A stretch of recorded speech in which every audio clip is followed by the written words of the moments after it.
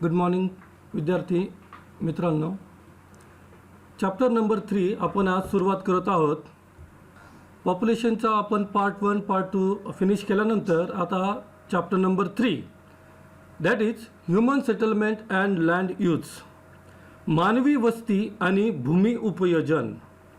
आता धडा सुरू करण्यापूर्वी जे काही आपल्याला हेडिंग दिलेलं आहे human settlement and land use, याचा शब्दशः अर्थ तुम्हाला समजावून सांगणं हे माझं कर्तव्य. तर ह्युमन सेटलमेंट म्हणजे काय, तर मानवाच्या ज्या काही प्रमुख गरजा आहेत मुलांनो, अन्न वस्त्र निवारा, यापैकी निवारा, आणि निवारा म्हटलं की साहजिकच आपल्यासमोर घर येतं, वस्ती येते, कारण अनेक घरांचा समूह म्हणजे वस्ती. मग त्याच्यामध्ये 2 घरं असतील किंवा त्यापेक्षा अधिक असेल, आणि एक जरी असेल आणि ते शेतात जर दूरवर असेल तर त्याला देखील आपण वस्ती म्हणतो.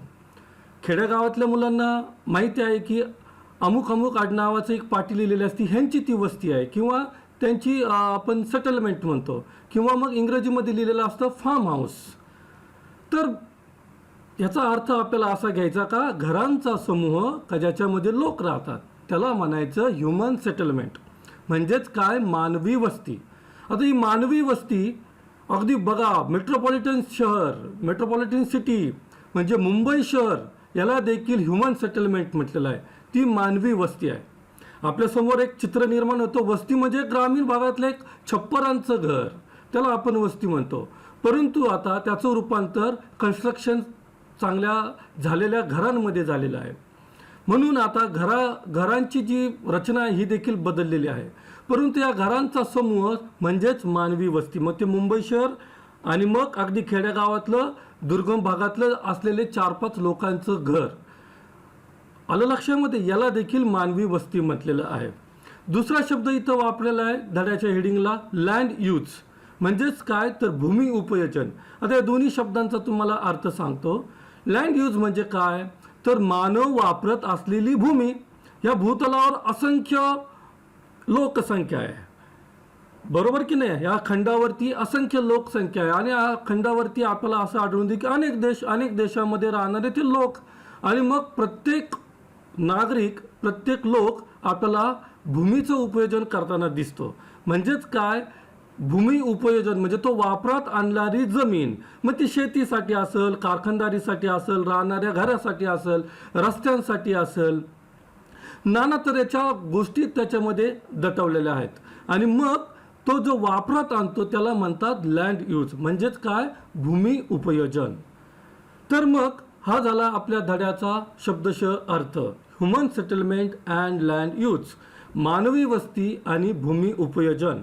आता पहिल्याच पानावरती तुम्हाला एक छानशी आकृती दाखवलेली आहे, जे चित्रच आहे की त्याच्यामध्ये पर्वत दाखवले, पठार दाखवले, सपाट भूप्रदेश दाखवला, जंगल दाखवलंय, आणि मग त्या पर्वतावर बघा तुम्हाला एक पांढरा कलर शुभ्र दिसेल का, तो बर्फाच्छादित आहे, तो बर्फाने कव्हर झालेला आईस कव्हर आहे त्याच्यावर. मग आता काय सांगितलं आपल्याला की त्याचं आपल्याला ऑब्झर्वेशन करायचं आहे, आणि मग त्याची आपल्याला उत्तरं लिहायची. अतिशय सोप्या पद्धतीने त्याची उत्तरं आपल्याला लिहिता येतील, कारण आपण पहिल्या चॅप्टरमध्ये बऱ्याचशा याच्याबद्दलची माहिती मिळवलेली आहे. तर मग आता बघा, तुमचं कर्तव्य आहे की ते पुस्तक तुम्ही उघडलेलं असणारच निश्चित. त्या पुस्तकावरचं ते पहिलं फ्रंटचं पेज जे आहे चॅप्टर नंबर 3चं ते बघायचं, आणि त्याचं निरीक्षण करायचं, आणि त्याचे प्रश्न आपल्याला सोडवायचे आहेत. ABCD अशा प्रकारे तिथं काय केलेलं आहे, वर्ण अक्षरं तिथं दिलेले आहेत, अ ब क ड ई, आणि मग ते तुम्हाला निश्चित सापडले असतील. आता काय म्हटलेलं आहे त्यांनी, त्याच्यावर आपल्याला विचारविनिमय करायचा आहे आणि ते उत्तरं सोडवायचे आहेत. प्रश्न पहिला, where are human settlement likely to develop, ABCD or E, why. म्हणजे इथं काय म्हटलेलं आहे, अ ब क ड ई पैकी कोठे मानवी वस्ती निर्माण होऊ शकेल आणि का, असा पण प्रश्न आपल्याला त्याच्यासमोर विचारलेला आहे.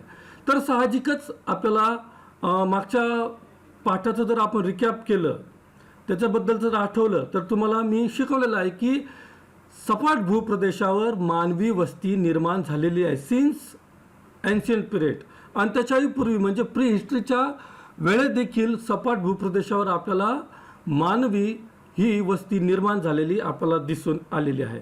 तर त्याचे नानाविध कारण, एक तर म्हणजे पाण्याची उपलब्धता, 12ही महिने वाहणाऱ्या नद्या होत्या, त्याच्यामुळे काय तिथं पिण्यासाठी पाणी आणि शेतीसाठी पाणी, आणि सपाट भूप्रदेश म्हणजे मानवी वस्तीला तो अनुकूल, त्याच्यावर घर बांधू शकतात, वाहतूक छोट्या प्रमाणात निर्माण होऊ शकते.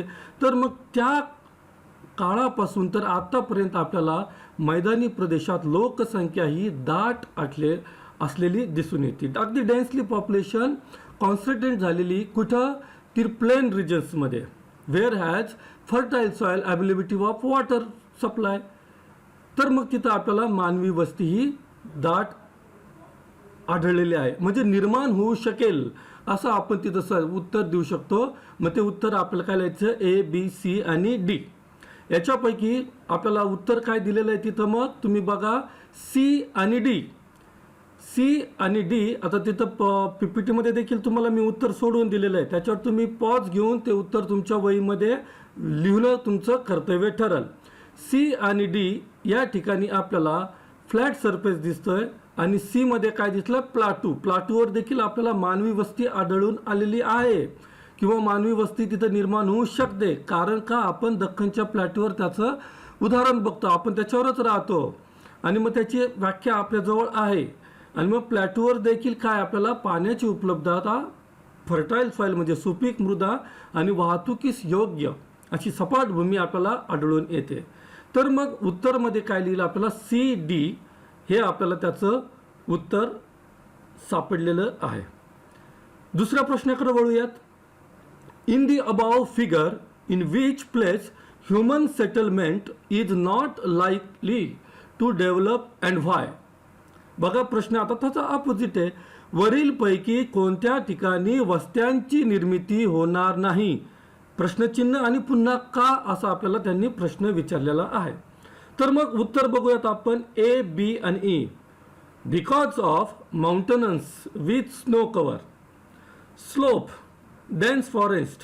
म्हणजेच काय, ए आपल्याला इथं दर्शवतंय की माउंटन्स विथ स्नो कवर, बर्फाच्छाद्यांनी दाटलेला तो डोंगर आहे. मग तुम्हाला निश्चितच डोळ्यासमोर आला असेल Himalaya, Alps, Andes, Rockies, the Great Dividing Range, हे जे काय उंचीने उत्तुंग असणारे पर्वत शिखर, याच्यावर सदा बर्फाच्छादित आहे, आणि चित्रामध्ये ते दाखवलेलं असल्या कारणाने आपल्याला तिथं मानवी वस्ती ही प्रतिकूल परिस्थिती दर्शवते.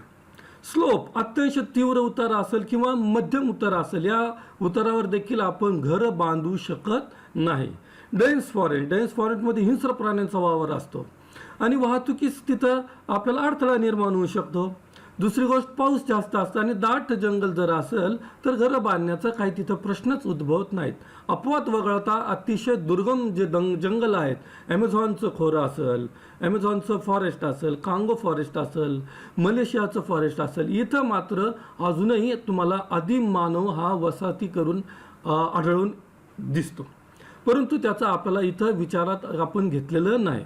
आलं लक्षामध्ये. नंबर 3 बघूयात. Looking at figure above, what factors do you think could contribute to the development of human settlements. वरीलपैकी वस्ती निर्मितीकरिता कोणकोणते घटक कारणीभूत ठरू शकतात असे तुम्हाला वाटते. तर मग वस्ती निर्माण साहजिकच कुठे होते बघा, रिव्हर बेसिन्स म्हणजे नदीचं खोरं, फ्लॅट रिलीफ म्हणजे सपाट भूप्रदेश, फॉरेस्ट फॉर इकॉनॉमिक ॲक्टिव्हिटीज, आणि मग जंगल जे काय म्हटलं आपण की त्याच्यातून इकॉनॉमिक ॲक्टिव्हिटीज चालू शकतात, कारण त्याचं लाकूड तोड व्यवसाय, आणि त्याच्यातून पुढं कारखानदारीचा ज्यावेळेस उपयोग झाला, उदय झाला, त्याच्यानंतर मग पेपर्स मिल्स आल्या, म्हणजे या कागदाच्या लगद्यापासून कागद निर्मिती होते. म्हणजे फॉरेस्ट बेसवर अनेक नानाविध प्रकारच्या ॲक्टिव्हिटीज चालू शकतात. आलं लक्षामध्ये. तर वरीलपैकी वस्ती निर्माण करता कोणकोणते घटक कारणीभूत ठरू शकतात. तर फिजिकल फॅक्टरमध्ये येते रिलीफ, बरोबर की नाही, फ्लॅट सरफेस, आणि इकॉनॉमिकमध्ये जर आपण घेतलं तर मग काय म्हणता येईल आपल्याला, जंगल असलं तिथं, खनिज संपदा तिथं आपल्याला सापडते. आणि मग अजून फॅक्टर जर म्हटलं तर सोशल फॅक्टर, कारण मानव हा समूहाने राहणारा प्राणी आहे, त्याला एकमेकांच्या गरजा फुलफिल करण्यासाठी त्याला एकमेकांची मदत लागते, म्हणून मग तिथं सोशल फॅक्टर देखील काय अतिशय महत्त्वाचा ठरतो. प्रश्न क्रमांक 4. Can economic factors be important along with physical factors for the development of human settlements? वस्ती निर्मितीकरता वस्ती निर्मितीवर प्राकृतिक घटकांसोबत आर्थिक घटक कारणीभूत ठरू शकत असतील का? निश्चितच यस, अगदी बरोबर आहे. वस्ती निर्मितीवर प्राकृतिक घटकांचा प्रभाव अतिशय मोठ्या प्रमाणात पडतो. फिजिकल फॅक्टर्सचा इम्पॅक्ट अतिशय जास्त आहे.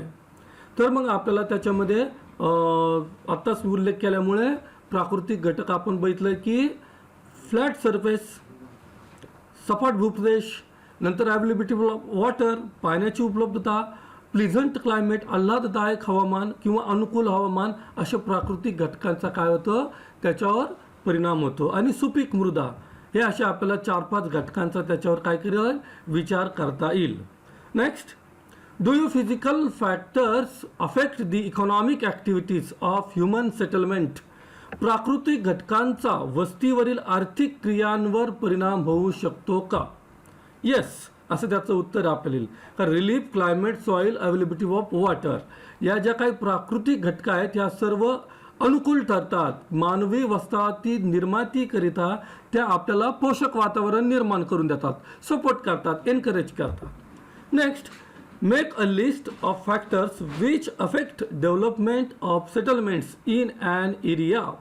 एखाद्या क्षेत्रात वस्ती निर्मितीकरिता कारणीभूत असणाऱ्या घटकांची यादी तयार करा.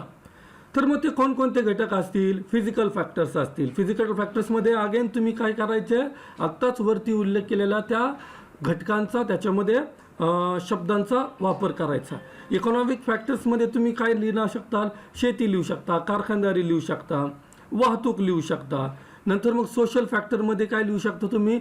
वंश, भाषा, नंतर मग मानवांचा स्वभाव, हा देखील सोशल फॅक्टर्समध्ये येतो. आणि पॉलिटिकल फॅक्टर्स म्हणजे राजकीय घटक. आणि अजून एक सांस्कृतिक घटक देखील आपण त्याला काय करू शकतो? अटॅच करू शकतो. कुठल्याही राज्याची, शहराची, गावाची सत्ता कशी आहे याच्यावर देखील काय आहे तो घटक सेटलमेंटच्या डेव्हलपमेंटवर असर करताना आपल्याला दिसून येतो. तर विद्यार्थी मित्रांनो, आता आपण 6 प्रश्न अशा पद्धतीने सोडवलेले आहेत. चला, तर आपलं आता इंट्रोडक्शन म्हणजे या पाठाचा परिचय करून घेणं आपल्याला अतिशय महत्त्वाचा असा हा भाग असतो. म्हणून सुरुवातीलाच मी त्या पाठाचं heading settlement and land use, वस्ती आणि भूमियचन, याचं मी तुम्हाला शब्दशः अर्थ समजावून सांगितलेला आहे. आता आपलं कर्तव्य येतं की आपल्याला डेफिनेशन समजावून घ्यायची. म्हणजेच काय, सेटलमेंटची व्याख्या, वस्तीची व्याख्या आपल्याला समजावून घ्यायची. तर व्याख्या समजून घेताना आपण काय करायचं, आता व्याख्या ही शब्दशः अशीच्या अशी वाचायची आणि मग त्या प्रत्येक सेंटेन्सचं, प्रत्येक वाक्याचं, शब्दाची आपल्याला काय करायचं, फोड करून ते समजून घेणं आपलं कर्तव्य ठरतं. कारण समजून घेणं ही प्रक्रिया अतिशय महत्त्वाची, याच्यावर पूर्ण तुमचा चॅप्टर अवलंबून असतो. आकलन एकदा झालं की मग तुम्ही भरभर त्याच्यावर उत्तरं लिहू शकता. तर चला, definition of settlement. Man being a social animal likes to live in groups. Further, social bonding and social needs are developed. Due to the social needs, many people come together at a particular place and construct houses in a particular way, which is known as settlement. अजून एक मी व्याख्या इंटरनेटवरून तुमच्यासाठी आणली. एका लाईनीमध्ये ती व्याख्या आहे, ती आपण बघूयात.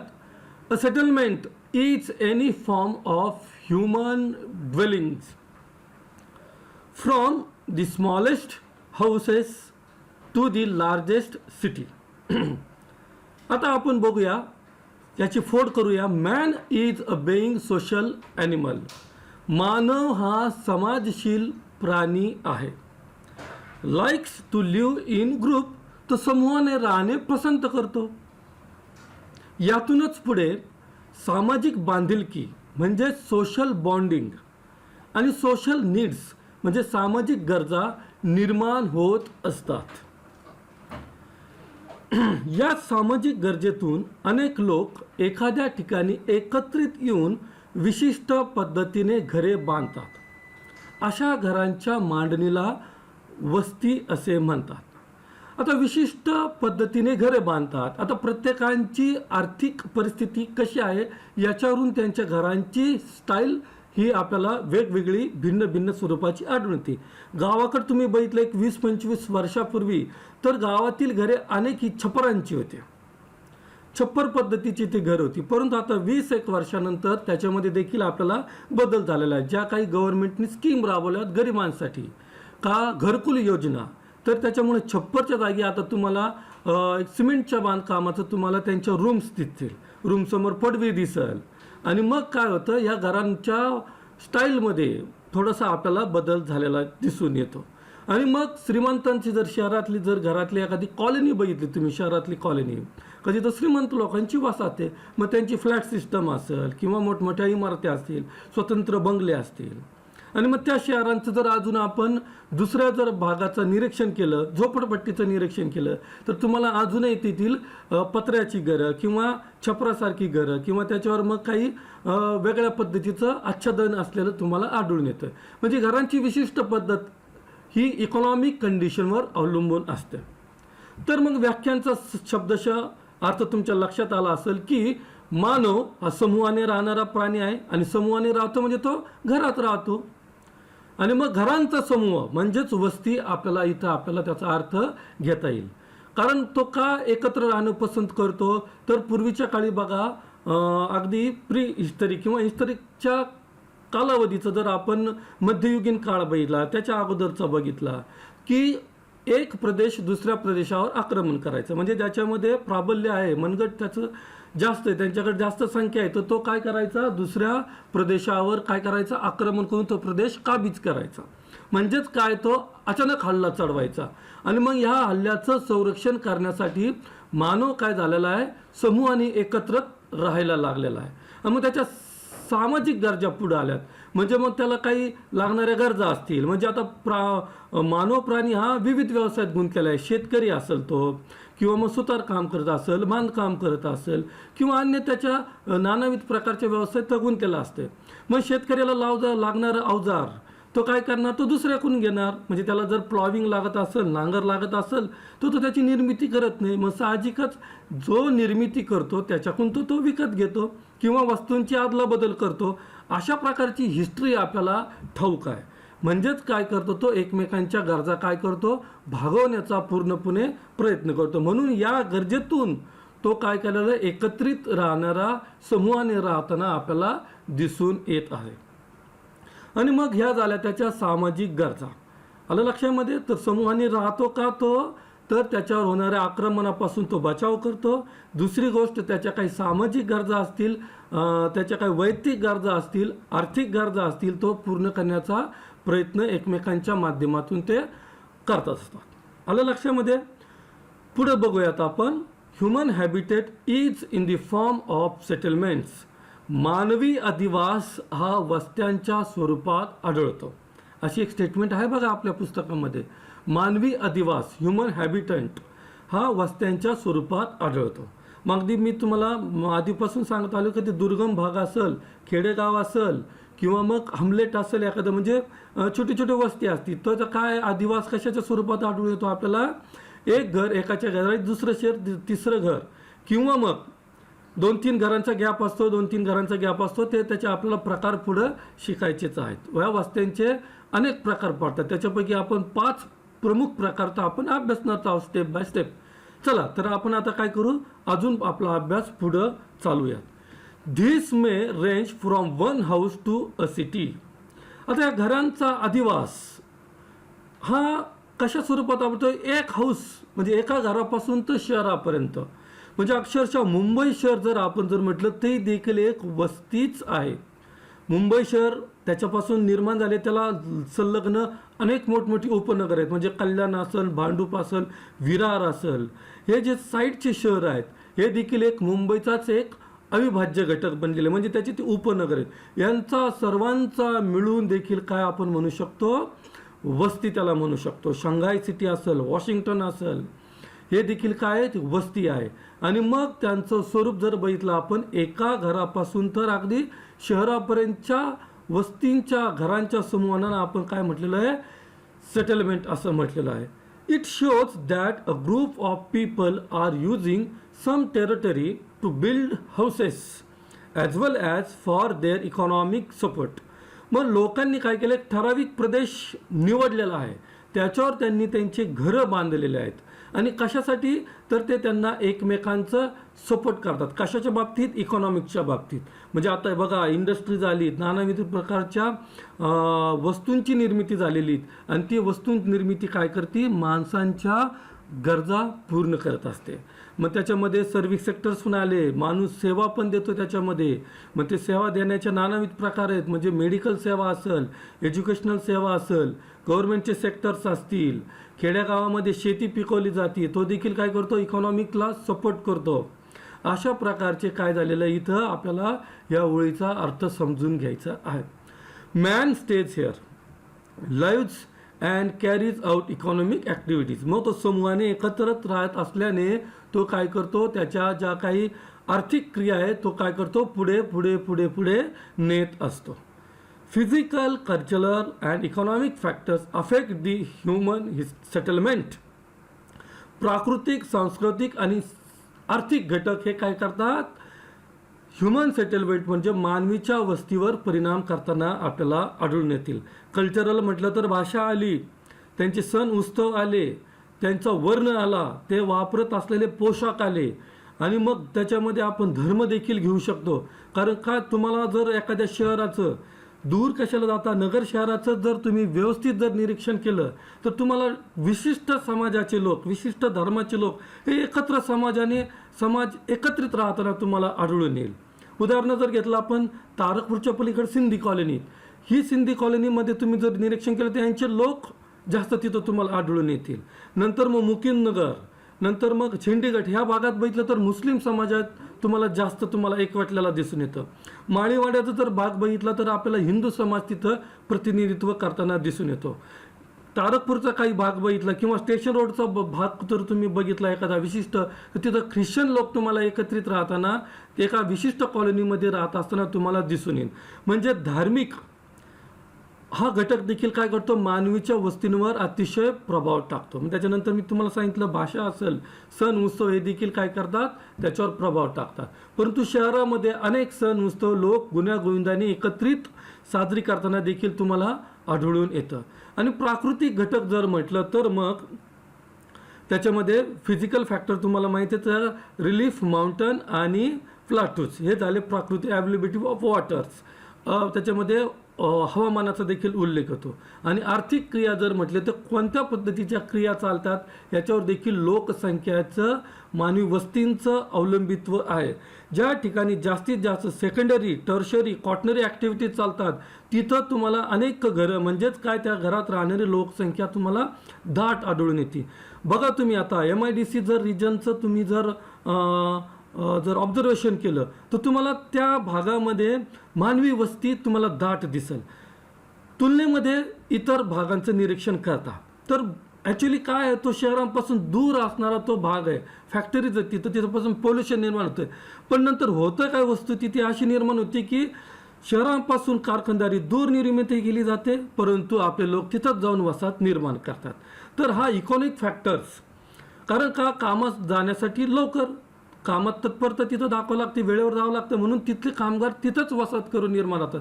आणि एकदा वसाहत निर्माण झाली तिथे की तिथे नानाविध प्रकारचे इकॉनॉमिक फॅक्टर्स चालतात. मग ते दुकानदारी असेल किंवा मग तिथं छोटे मोठे लघु उद्योग चालत असतील, अशा प्रकारचे इकॉनॉमिक ॲक्टिव्हिटी, म्हणजे त्यामुळे वाहतूकचा पण उल्लेख करता येतो.